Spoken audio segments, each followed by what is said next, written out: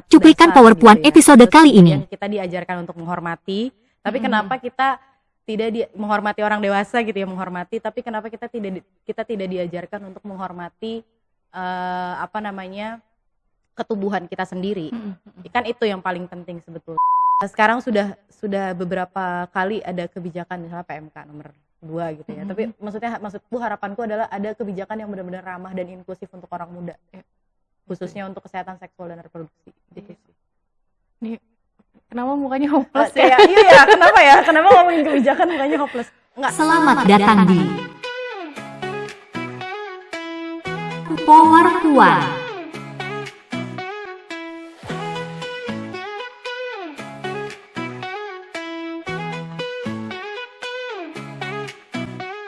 Hai Sobat Puan, ketemu lagi di episode Power Puan bareng aku Dede. Dan kali ini tentu saja aku nggak sendirian, udah ada Kak Inayah di sini. Kak Inayah ini dari Pamflet dan hari ini temanya kita akan membicarakan soal remaja dan juga hak kesehatan seksual dan reproduksi. Oke, sebelum kita ngobrol ke sana, mungkin Kak Inayah mau nyapa-nyapa dulu Sobat Puan di rumah dan boleh memperkenalkan diri Kak Inayah dari mana, aktivitasnya, silakan. Oke, halo teman-teman semua. Aku Inayah dari Pamflet. Senang ketemu dengan Dede dan teman-teman YKP di sini.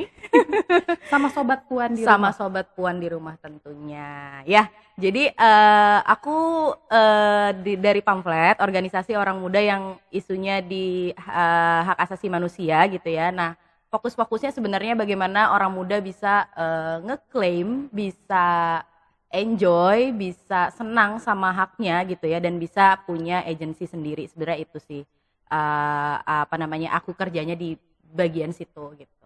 Itu kurang lebih. Seru banget ya. Jadi sering ketemunya interaksinya sama orang muda ya. Betul. Jadi awet muda ya. Betul. Tapi ngomong-ngomong nih ya, kenapa namanya itu orang muda? Oke, pertanyaan menarik karena kayak orang tuh posisi yang sangat strategis gitu ya dibanding misalnya anak. Ketika ngomongin soal anak, maka kalau di Indonesia perlu ada konsen, dimanapun ya sebenarnya perlu ada konsen, perlu ada suara yang memang diwakili gitu ya. Tapi kalau berbicara mengenai apalagi remaja, kalau bahasanya orang muda dia lebih punya positioning aja gitu. Sebenarnya bahasa ini lebih ke bahasa yang digunakan sehari-hari untuk advokasi. Jadi ketika ngomongin orang muda, aku sendiri sebagai orang muda merasanya bahwa oh ya aku bukan remaja atau aku bukan anak-anak, tapi aku memang orang yang punya posisi gitu ya. Oke, jadi itu ya alasannya ya. Padahal sebenarnya kita sering biasa dengarnya itu kayak remaja, anak muda, orang muda, tapi ternyata orang muda tuh kayak lebih memposisikannya kita tuh punya otoritas gitu ya. Betul. Menarik. Nah, apakah HKSR atau hak kesehatan seksual dan reproduksi ini bagian dari hak orang muda juga? Tentu. HKSR itu tentunya tidak mengenal usia ya. Jadi baik itu anak-anak, orang muda dan orang dewasa pun gitu ya, itu termasuk gitu. Oke. Menarik ya, Sobat Puan. Nah, pengalamannya Kanaya nih, di isu ini, gimana sih orang muda dan hak kesehatan seksualnya dan reproduksinya ya saat ini gitu di Indonesia tuh seperti apa? Situasinya berarti ya. Kalau aku lihat situasinya justru tidak banyak tahu informasinya gitu ya. Artinya balik lagi ketika misalnya orang muda itu usianya katakanlah misalnya 18 sampai 30 tahun atau bahkan mungkin dari usia remaja gitu ya. Akses informasinya tuh dibatasi. Mungkin ya aku mikir apakah karena memang aksesnya tidak ada gitu ya. Nah, aku berangkat di isu HKSR tadinya juga berpikir bahwa aksesnya memang tidak ada gitu ya. Tapi setelah dilihat ternyata sebenarnya yang justru sulit buat orang muda adalah mendapatkan agensi bahwa kita tuh berhak dapat informasi itu. Jadi lebih ke ternyata kita tuh nggak dilihat sebagai agensi yang bisa ngakses hak informasi itu gitu. Iya ya, aku sih ngerasanya gitu. Kayaknya itu juga kita rasain dulu. Ketahuan ya umurnya ya. Kayak maksudnya kita juga dulu waktu masih muda, sekarang masih muda. Tapi mungkin itu juga yang kita rasain bahwa kayaknya dulu waktu kita masih sekolah gitu kan kayak SMP, SMA, kita bahkan nggak tahu juga tuh hak-hak kita tuh apa aja Iya, gitu. betul. Iya ya, dan itu ternyata yang kurang ya. Nah, mungkin itu jadi salah satu tantangannya Kak, atau ada nggak sih tantangan tapi sebelum itu tadi aku mau nanya deh, usia-usia itu ada nggak, apa bisa dijelasin nggak kayak remaja, orang muda, itu usianya Sebenarnya rentang usianya ya? iya betul. Sebenarnya secara usia kategori remaja itu kategorinya kan memang 10 sampai 17 tahun. Ada yang memang kategorinya seperti itu. Ada juga yang memang kategorinya usia 18 sampai 30 tahun. Aku jujur lupa dan juga tidak mengeset gitu ya usianya berapa gitu ya. Tapi yang jelas adalah di Indonesia ini ternyata banyak sekali kategorinya, dan yang sangat disayangkan justru kebijakannya juga nggak ada. Kita cuma tahu undang-undang kepemudaan. Gitu. Jadi kayak makanya kenapa jadinya mungkin kita dibilang krisis identitas karena secara definisi banyak sekali gitu. Dan gimana nih kita memakai identitas kita sendiri. Tapi apapun itu menurut aku balik lagi gitu ya,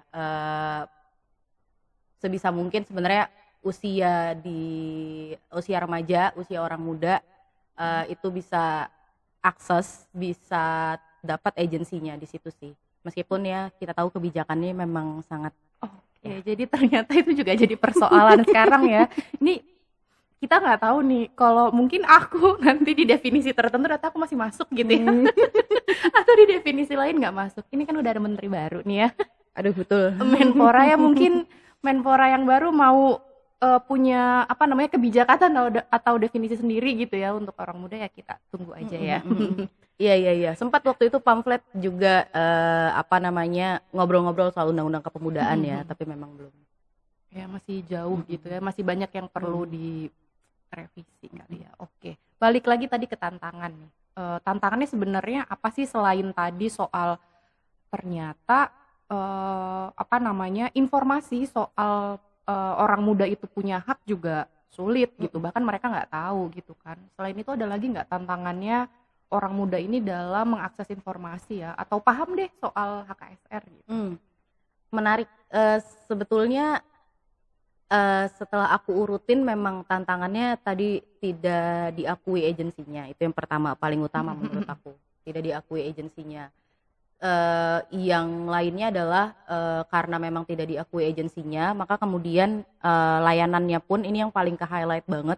Mungkin sekarang kalau informasi valid atau tidak validnya bisa kita lihat dari sosial media atau akses teman-teman ya, banyak NGO yang sudah memberikan informasi gitu.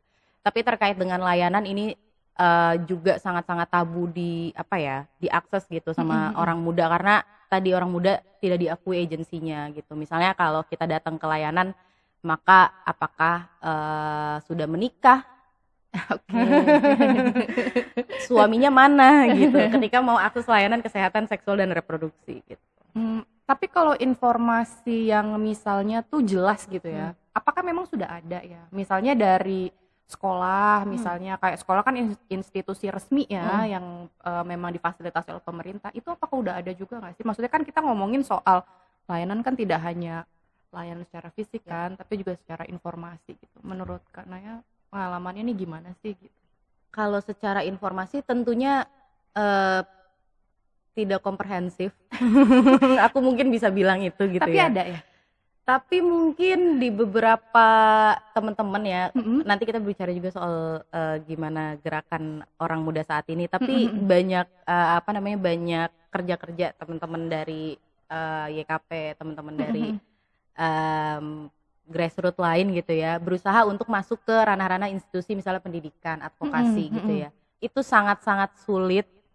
Tapi memang niatnya ada. Gimana ya kalau dalam kategori skor 1 sampai 5 gitu ya.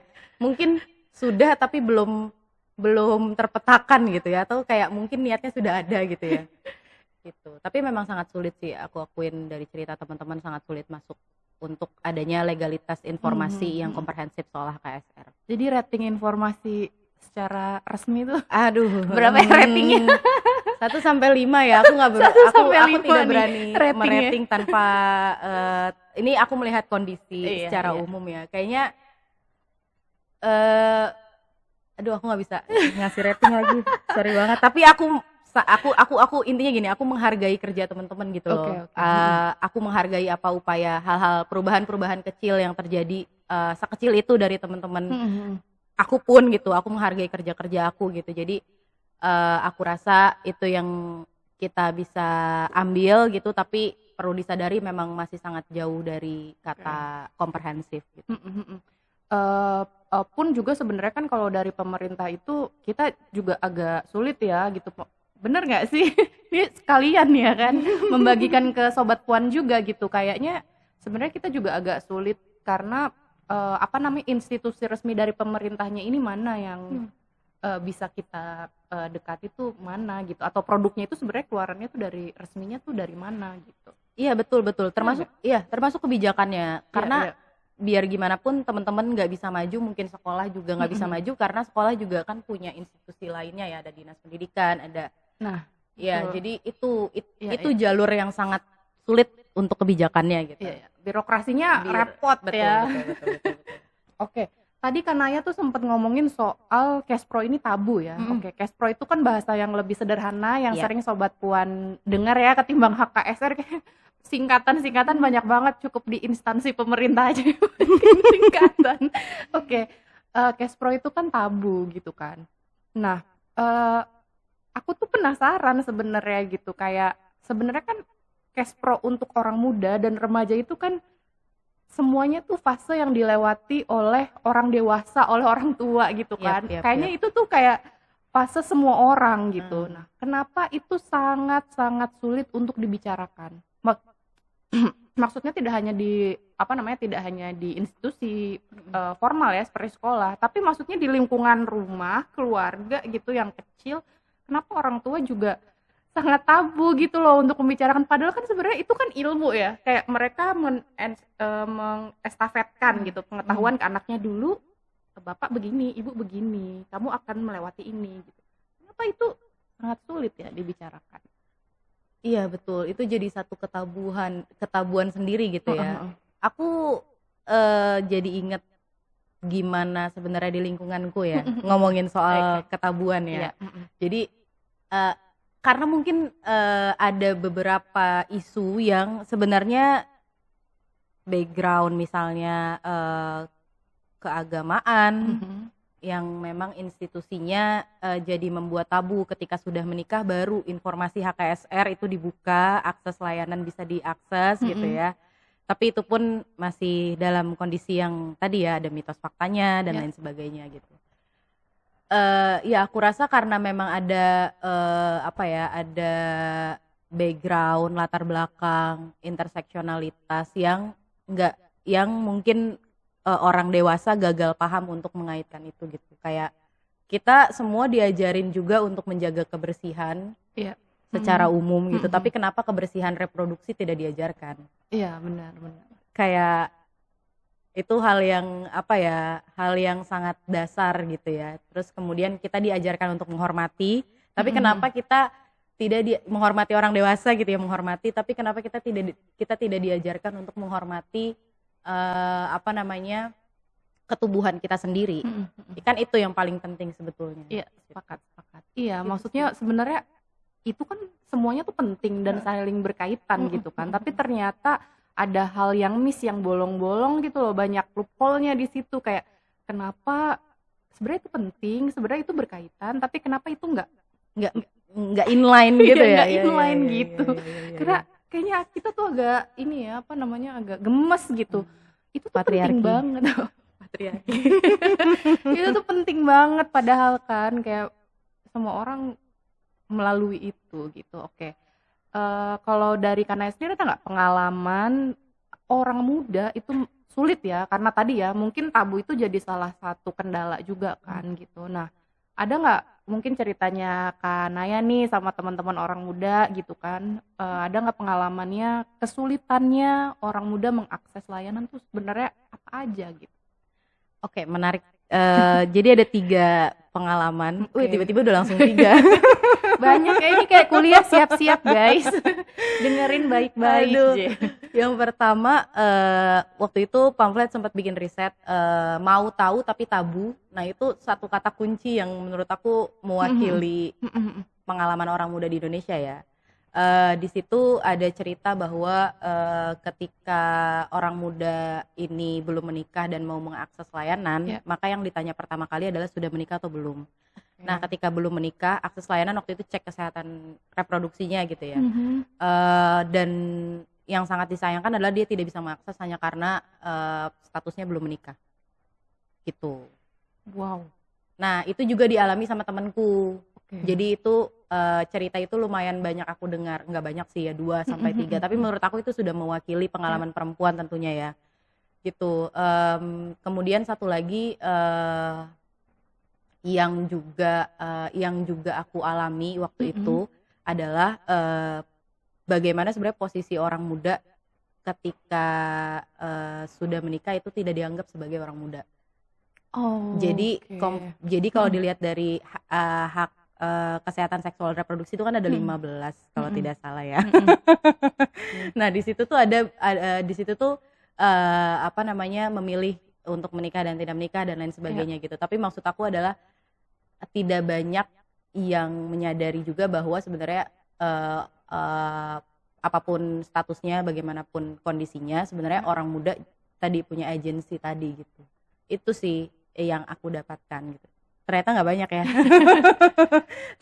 tapi kurang lebih yang paling menyebalkan itu. Oh, sama satu lagi, ini juga pernah waktu itu teman-teman pamflet sama teman-teman remaja gitu ya di Jakarta Utara. Nah, pada saat itu banyak cerita akses layanan sangat sulit gitu. Jadi ketika masuk ditanya orang tuanya mana, kemudian mau ngapain ke sini gitu. Jadi itu sih yang lumayan sulit dijangkau.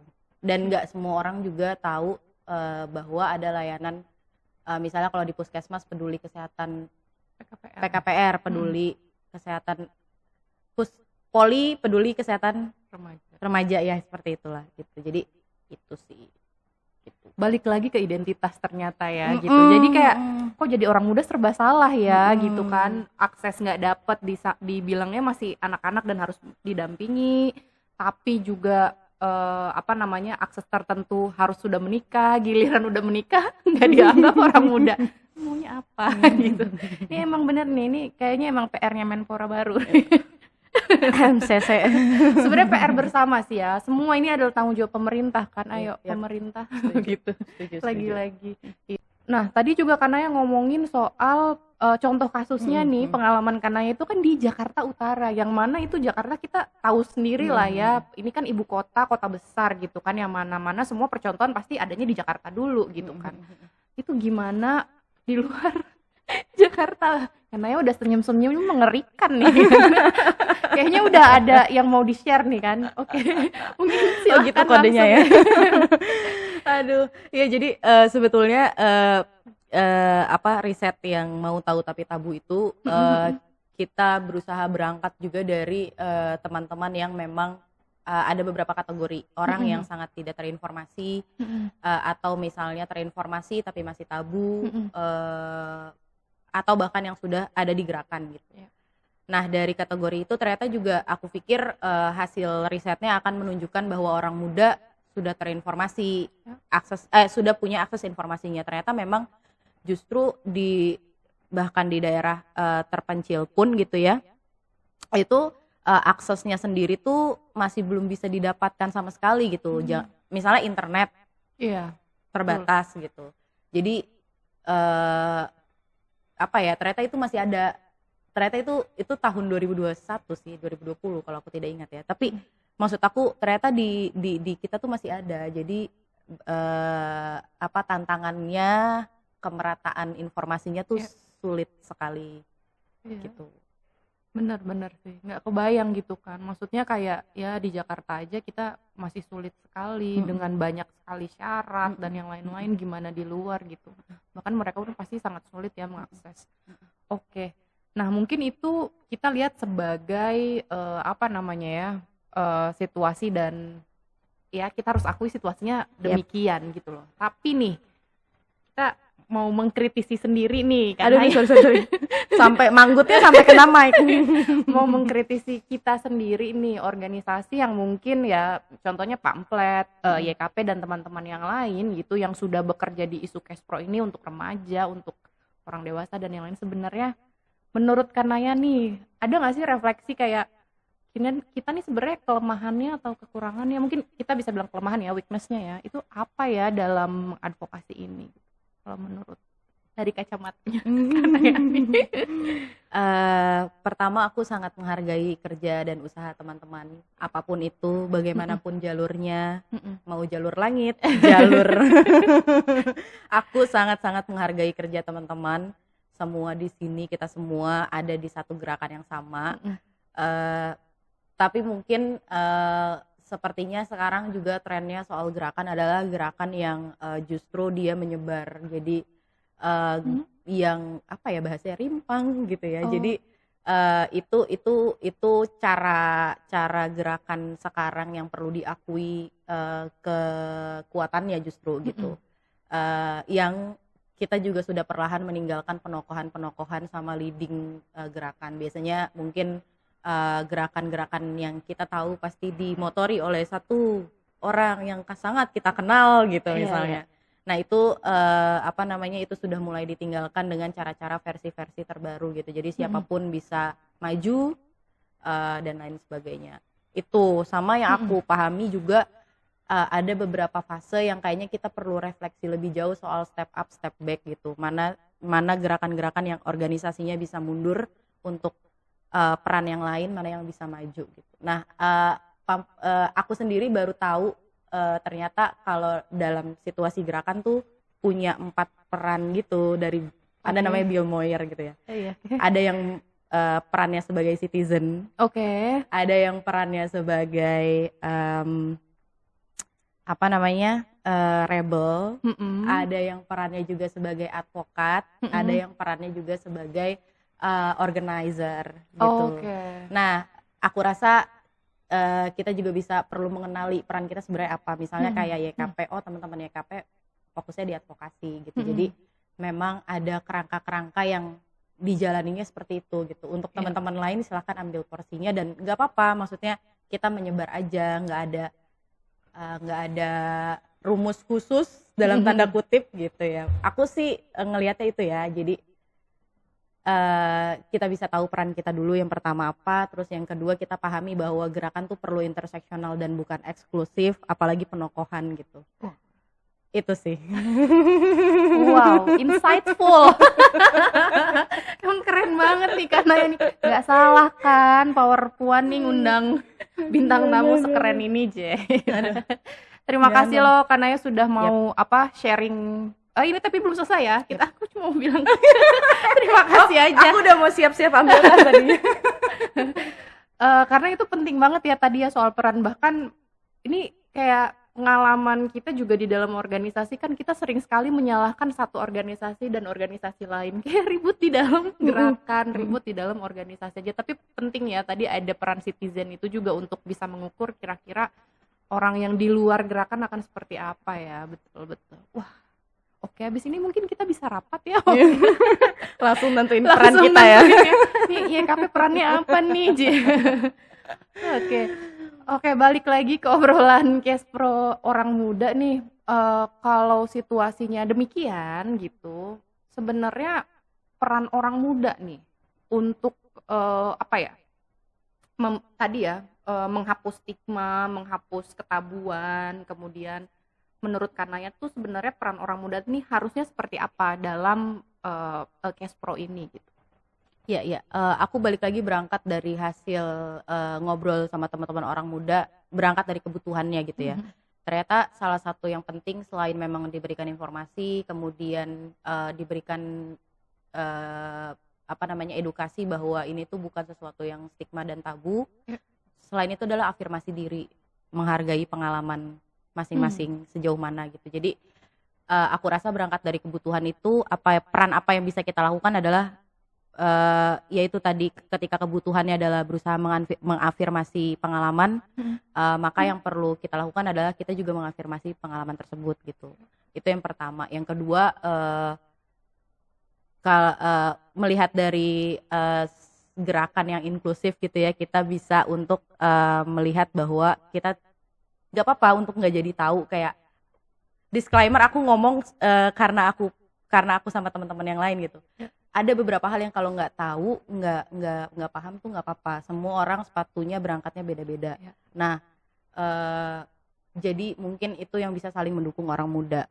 Ketika orang muda mau mulai beraktivisme atau mungkin mau mengakses layanan gitu ya, maka di support gitu jalurnya. Dan aku rasa yaitu pengalaman pertamanya dia gitu, walaupun misalnya teman-temannya, lingkungannya ataupun kita sendiri yang nantinya akan bertemu dengan dia, kita sudah tahu informasinya gitu. Jadi maksud aku gimana ya? Jadi kayak hargai, afirmasi pengalamannya gitu loh, bahwa kita semua memang sepatunya berangkatnya beda-beda gitu, konteks budayanya beda-beda. Gitu. Jadi nggak mengecilkan semangatnya juga Iya itu tujuannya, itu sih, nggak mengecilkan semangatnya. Jadi ketika ada yang mau mulai akses, kayaknya benar-benar harus dihargai. Iya, apapun ya gitu. Penting ya untuk saling menghormati dan mendukung ya. Jadi sesama orang muda. Kayaknya itu masuk juga ke dalam membangun solidaritas kali ya. Iya. Oh iya itu ya. Terima kasih loh. Benar-benar. Membangun solidaritas orang muda itu kan sebenarnya kan mereka tuh punya kesamaan yang sama ya, fasenya sama, lagi curiosity, lagi penasaran, lagi pengen terus nyari informasi sebanyak-banyaknya, nggak cuma soal Cashpro, mungkin hal lainnya juga, apapun itu gitu kan, dan penting untuk selalu support ya. Iya, setuju. Ada lagi nggak yang mungkin gimana caranya ya untuk membangun solidaritas antar orang muda itu selain saling support tadi, ada lagi nggak? Ada satu lagi yang juga kayaknya setelah kita refleksikan ini bisa dipakai gitu. Yang pertama adalah kita nih perlu mengakui bahwa kita lagi hidup di tengah reruntuhan semuanya ya, ekonomi, politik, sosial gitu ya. Tapi memang yang perlu dijaga justru bagaimana kita bertahan di tengah reruntuhan itu gitu. Collective care sekarang sudah mulai banyak dibangun, saling jaga. Tadi selain memang bentuk solidaritasnya itu adalah dukungan, tapi juga penting untuk melakukan hal-hal kecil yang berkaitan dengan collective care orang muda gitu. Ini yang kayaknya bisa dirawat untuk menjaga kekuatan orang muda itu sendiri sekarang di tengah kondisi reruntuhan ini. Mungkin itu. Oke. Wah, sumpah ini menarik banget ya. Semua yang diomongin Kak Inaya ini tuh berdasarkan pengalaman dan juga kerja-kerja Kak Inaya di pamflet tadi ya gitu. Jadi kayak ini tuh berdasarkan pengalaman orang muda di Indonesia secara nyata. Bahkan ada tadi ada penelitiannya gitu ya, ada datanya juga ya. Semoga. Keren banget ya. Nah, Sobat Puan, menurut Sobat Puan nih gimana nih? Kalau misalnya Sobat Puan ada ide topik selanjutnya yang perlu dibahas, mungkin kayaknya ini nggak cukup nih. Kayaknya aku mau lagi dong undang Kak Inaya untuk ngobrolin yang lain. Boleh banget. Teman-teman, Sobat Puan boleh komen di bawah. Topik apa yang perlu dibahas, dan mungkin narasumbernya mau Kak Inaya lagi juga boleh, silahkan aja. Yang lain berbagi peran kita ya, berbagi peran. Silahkan aja ditulis. Kalau misalnya malu-malu di komen boleh nge-DM aja. Nanti akan kita lihat ide-idenya, topik-topiknya masukan dari Sobat Puan. Sebelum kita akhiri, aku mau tanya satu lagi, harapannya Kak Inaya untuk orang muda. Nih, apa sih sebenarnya harapan terbesar Kak Inaya untuk orang muda terkait Cashpro kah atau terkait yang lain? Boleh, silahkan Kak Inaya. Oke, harapan aku untuk orang muda, termasuk aku yang memang dari awal kenal sama isu Cashpro, berusaha untuk catch up di situ, mengeluarkan stigma-stigma yang ada di dalam diriku. Pesanku adalah pesan kan betul ya? Iya. Aku udah mulai ini nih. Pesan dan harapan. Pesan dan harapan. Harapanku sebetulnya orang muda bisa beneran akses layanan ketika itu dibutuhkan. Aku sangat-sangat ingin orang muda tuh bisa beneran akses tanpa adanya stigma, tanpa adanya diskriminasi. Itu yang kayaknya paling aku pengenin gitu ya, harapanku gitu. Dan harapanku lagi tentunya satu, meskipun ini ya nggak apa-apa namanya harapan ya, kebijakan sih Kak. Kayak kebijakan ini tuh sekarang sudah beberapa kali ada kebijakan misalnya PMK nomor 2 gitu ya. Tapi maksudku harapanku adalah ada kebijakan yang benar-benar ramah dan inklusif untuk orang muda. Khususnya untuk kesehatan seksual dan reproduksi. Gitu sih. Nih, kenapa mukanya hopeless ya? Kayak iya ya, kenapa ya? Kenapa ngomongin kebijakan mukanya hopeless? Enggak, semangat. Kan kalau harapan tuh dibangunnya harus dengan semangat ya. Tapi kayak mukanya apa? Oh ya, tadi ya Kak Inaya udah menyebutkan kalau kita memang saat ini situasinya sedang tidak baik-baik saja dan harus diakui itu ya. Tapi penting untuk Sobat Puan selalu dukung teman-teman yang lain, Sobat Puan lainnya untuk selalu support, tadi saling jaga dan juga cari informasi yang valid ya, jangan mudah terprovokasi. Setuju. Ya, itu. Mungkin itu. Terima kasih banyak Kak Inaya. Terima kasih banyak untuk hari ini. Ini sesinya kurang panjang, harusnya kita bisa sampai besok. Seru banget karena banyak banget cerita pengalaman Kak Inaya yang menarik dan juga bisa membangun Sobat Puan di rumah tuh untuk lebih melek soal wah ternyata Kespro remaja tuh begini gitu ya. Oke, itu saja Sobat Puan. Terima kasih banyak. Sampai ketemu lagi di episode selanjutnya. Jangan lupa untuk like, subscribe, dan follow akun semua YKP untuk informasi terbaru dan juga kegiatan-kegiatan YKP yang lainnya. Sampai ketemu lagi di episode selanjutnya.